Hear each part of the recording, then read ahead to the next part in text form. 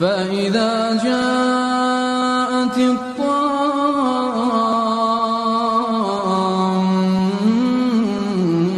الكبرى يوم يتذكر الإنسان ما سعى وبرزت الجحيم لمن يرى فأما من طغى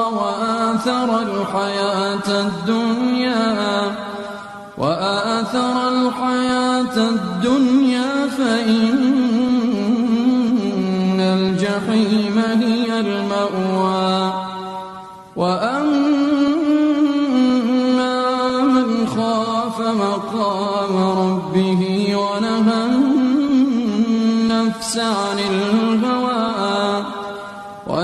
النفس عن